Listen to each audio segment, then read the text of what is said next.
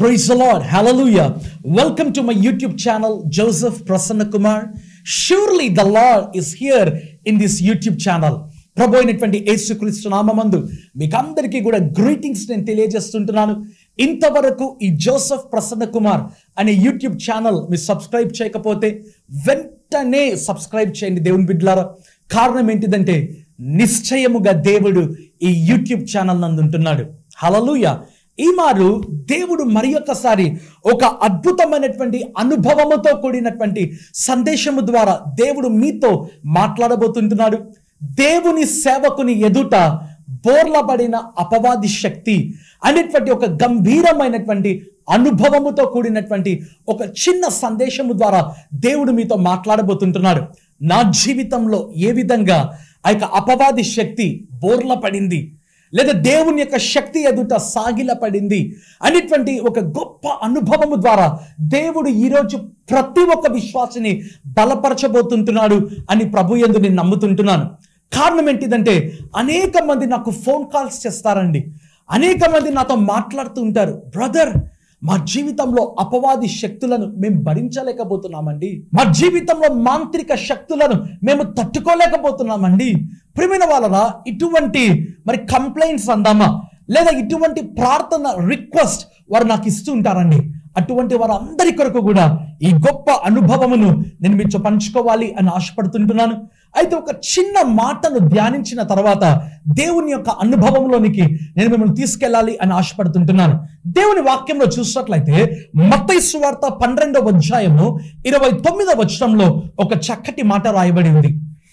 ఒకడు మొదట బలవంతుని బంధింపని ఎడల ఎలాగూ ఆ బలవంతుని ఇంటిలో చొచ్చి అతని సామాగ్రి దోచుకొనగలడు. ఈ భాగంలో చూసినట్లయితే యేసుక్రీస్తే ఈ మాట పలుకుతుంటున్నాడు. ఏమంటున్నాడు తెలుసా? ఒకడు బలవంతుని మొదట బంధింపని ఎడల ఆ వ్యక్తి ఆ బలవంతుని ఇంటిలోనికి ప్రవేశించి ఏ విధంగా అతని సామాగ్రిని తీసుకోగలడు. ఈ మాటలో రాయబడిన మాట ఒకడు మొదట బలవంతుని బంధించని ఎడల. ప్రియమైన వాళ్ళరా, ఎవరితో ప్రభు ఈ మాట పలుకుతున్నాడండి? సామాన్యమైనటువంటి వారితో మాట్లాడట్లేదు, లేదా సామాన్యమైనటువంటి వ్యక్తులను ఉద్దేశించి మాట్లాడట్లేదు. మీరు ముందు వచనాలలో మీరు చూసినట్లయితే యేసుక్రీస్తు ఒక గ్రుడ్డి మరి మూగ వ్యక్తిని బాగుపరిచినట్లుగా, ఆ యొక్క వ్యక్తి అపవాది శక్తుల చేత పీడింపబడుతూ ఆ యొక్క గుడ్డివాడుగా మూగవాడుగా ఉన్నట్లుగా దేవుని వాక్యంలో రాయబడింది. అయితే ప్రభు ఆ వ్యక్తిని స్వస్థపరిచాడు. పరిసయ్యులు మరి చూసినట్లయితే ప్రభుని నిందించడం ప్రారంభించారు. కారణం ఏంటిదంటే అక్కడ ఉండేటువంటి సామాన్యమైన ప్రజలు ఎప్పుడైతే ఆ అద్భుతమును చూశారో వాళ్ళు విస్మయముందిరి అంటే ఆశ్చర్యపడిరి అనేటువంటి మాట కనిపిస్తుంది. సో ప్రజలు ఆశ్చర్యపడడం చూసి పరిసయ్యులు వెంటనే ప్రభుని గురించి ఒక నెగటివ్ న్యూస్ స్ప్రెడ్ చేస్తున్నారు. వాళ్ళు ఏమంటున్నారు తెలుసా? ఇతడు దయ్యములకు అధికారి గనుక అందుకే దయ్యములను పారద్రోలుతుంటున్నాడు. ఇటువంటి మాటలు మరి మాట్లాడడం ప్రారంభించాడు. ప్రభు అంటాడు కదా, ఒకవేళ నేను దయ్యములు పట్టిన వాడినైతే దయ్యములను నేను పారద్రోలితే ఎవరైనా వాని రాజ్యమునకు వ్యతిరేకంగా వాళ్ళు పనిచేస్తారా? నేను దేవుని ఆత్మ చేత దయ్యములను పారగొట్టిన ఎడల దేవుని రాజ్యమును నేను వ్యాపింపజేస్తుంటున్నాను లేదా విస్తరింపజేస్తుంటున్నాను అనేటువంటి మాట మాట్లాడినాడండి. దాని అర్థం ఏంటిదంటే ప్రభు అంటున్నాడు, మొదట బలవంతుని బంధిస్తే కానీ ఆ యొక్క బలవంతుని ఇంటిలోనికి వెళ్ళి సామాగ్రిని తీసుకొని రాలేరు. ప్రియమైన వాళ్ళరా, ప్రతి ఒక్కరి ఎదుట బలవంతులు ఉంటారండి. ప్రతి ఒక్కరి జీవితంలో, ముఖ్యంగా విశ్వాసి జీవితంలో, మరీ ముఖ్యంగా ఆత్మచేత నింపబడిన వారి జీవితంలో వారి ఎదుట ఎప్పుడు బలవంతులు అనబడిన వాళ్ళు ఉంటారు. ఆ బలవంతులు ఎవరైనా కావచ్చండి. ఒకవేళ రాజకీయ పరంగా కావచ్చు, లేదా ఒకవేళ మంచి బ్యాక్గ్రౌండ్ ఉండేటువంటి వాళ్ళు కావచ్చు. ఎవరి ఎదుటైనా లేదా ప్రతి విశ్వాసి ఎదుటైనా ఖచ్చితంగా బలవంతులు ఉంటారు.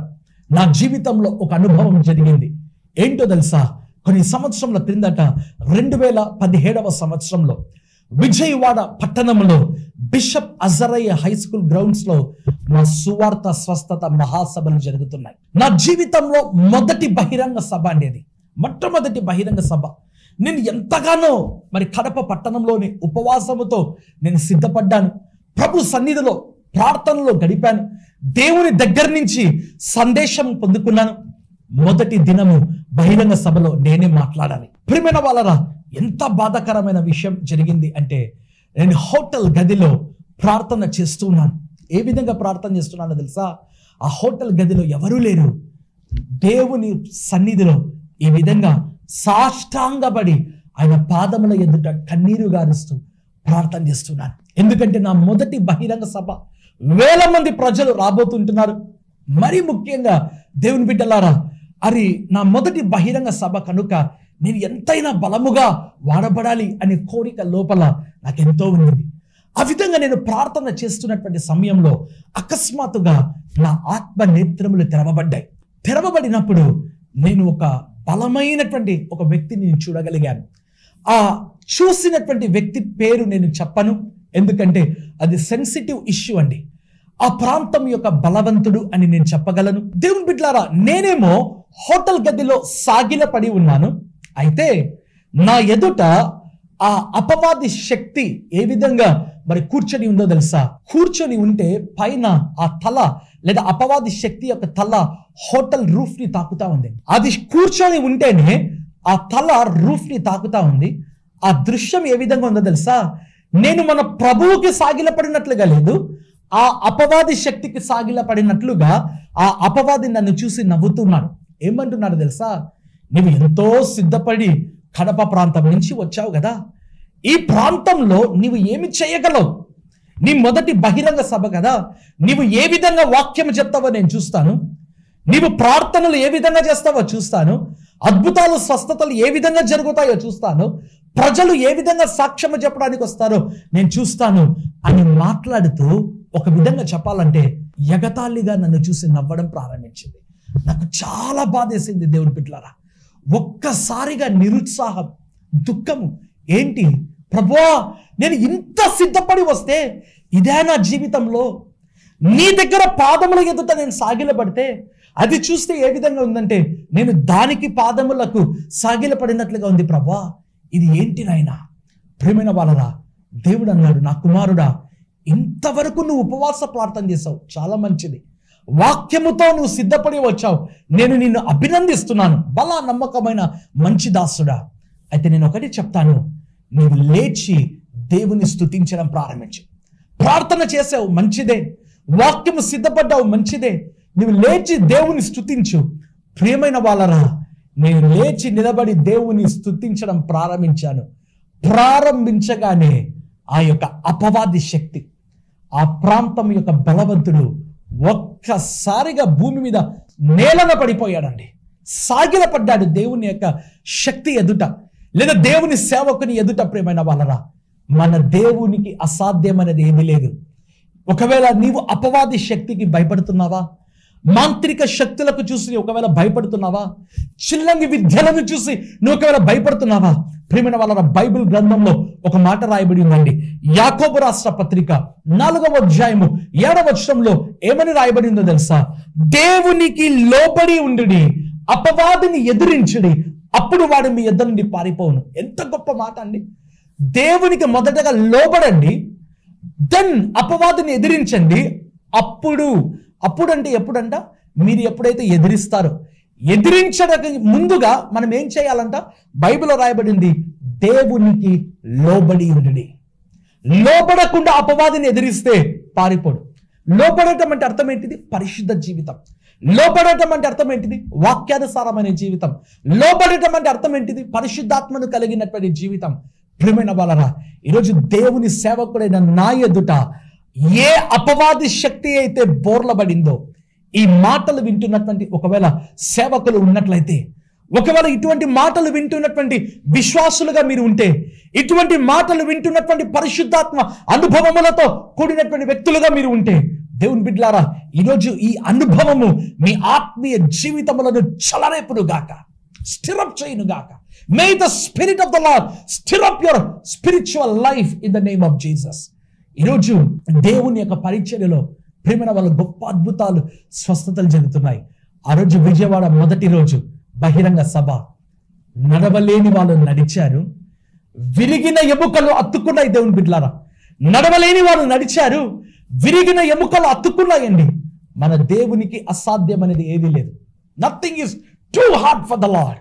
ఈరోజు తన సేవకులైన నా ద్వారా ప్రభు మిమ్మల్ని బలపరుస్తుంటుండగా మీ జీవితంలో కూడా ఎవరైతే బలవంతులుగా ఉన్నారో, ఏ అపవాది శక్తులు అయితే మీ జీవితంలో బలవంతులుగా ఉంటున్నాయో అవి మీ ఎదుట సాగిలపడినట్లుగా మీ కొరకు నేను ప్రార్థన చేయబోతున్నాను. తలలు వచ్చినట్లయితే ప్రార్థన చేసుకుంటాం. కృపగల దేవా, దయగలిగినటువంటి మా ప్రభువా, మహిమ కలిగినటువంటి మా యేసయ్యా, నీకు స్తోత్రము నాయనా. ఇదిగో నీ ప్రియ బిడ్డల కొరకు నేను ప్రార్థన చేస్తున్నాను ప్రభువా. నా జీవితంలో నీవు ఇచ్చిన ఒక గొప్ప అనుభవమును నీ ప్రియ బిడ్డలతో నేను పంచుకొని ఉండగా నేను ప్రార్థన చేస్తున్నాను ప్రభువా. బైబిల్లో రాయబడినటువంటి మాట, మొదట ఆ బలవంతుని బంధించాలి అని మీరు సెలవిచ్చి ఉంటేనే నీకు స్తోత్రము నాయన. ఆ విజయవాడ పట్టణంలో ప్రభా ఆ బలవంతుడు బంధింపబడ్డాడు గనుక తండ్రి, మరి ఆ యొక్క పట్టణంలో ఒక గొప్ప ఉజ్జీవం వచ్చింది నాయన ఆ బహిరంగ సభల ద్వారా. అదే రీతిగా ప్రభువా బైబిల్లో రాయబడింది, అపవాదిని ఎదురించుడి అప్పుడు వాడు మీ ఎదురు నుండి పారిపోవును అని వాక్యంలో రాయబడిన రీతిగా ప్రభువా తండ్రి, ఎవరైతే చీకటి శక్తులకు, మాంత్రిక శక్తులకు, బ్లాక్ మ్యాజిక్స్ కి, డార్క్ ఫోర్సెస్ కి తండ్రి ఒకవేళ బలవంతులకు భయపడుతున్నారు, యేసు నామమందునైనా ప్రతి ఒక్కరి ఎదుటనైనా ఆ బలవంతులుగా పిలువబడుతున్న ప్రతి అపవాది శక్తి, చీకటి, దురాత్మ, దుష్ట శక్తులు, చిల్లంగి విద్యలు, మాంత్రిక శక్తులు యేసు నామమందు అవి వారి ఎదుట, యేసు నామమందు వారి ఎదుట ఏవైతే సాతాను దుర్గములై ఉన్నాయో అవి యేసు నామమందు పటాపంచలైపోను గాక. Father, release your spirit, release your grace, release your mercy and favour my lord. ప్రభువా ఈ ప్రార్థనలో ఏకీభవిస్తున్న ప్రతి ఒక్కరి ప్రార్థనకు ఆమేన్ అని పలుకుమని ప్రార్థన చేస్తున్నాను. ప్రతి విధమైన మేలులు, అద్భుతములను, ఆశ్చర్య కార్యములను నేను జరిగించమని ప్రార్థిస్తూ యేసు నామమందు ప్రార్థించి వేడుకుంటున్నాను మా తండ్రి, ఆమేన్. దేవుని బిడ్డలారా, ఈ యూట్యూబ్ ఛానల్ సబ్స్క్రైబ్ చేయడం మర్చిపోవద్దండి. అనేక మందికి షేర్ చేయడం ప్రారంభించండి. అంత మాత్రమే కాదు, ఈ పరిచర్యకు మీ కానుకలు మీరు పంపించాలి అనుకుంటే క్రింద కనిపిస్తున్న గూగుల్ పే, ఫోన్ పే నంబర్కి మీ ప్రేమపూర్వకమైన కానుకలు మీరు పంపించవలసిందిగా దేవుని సేవకునిగా కోరుతూ ముగిస్తున్నాను. God bless you all. Amen.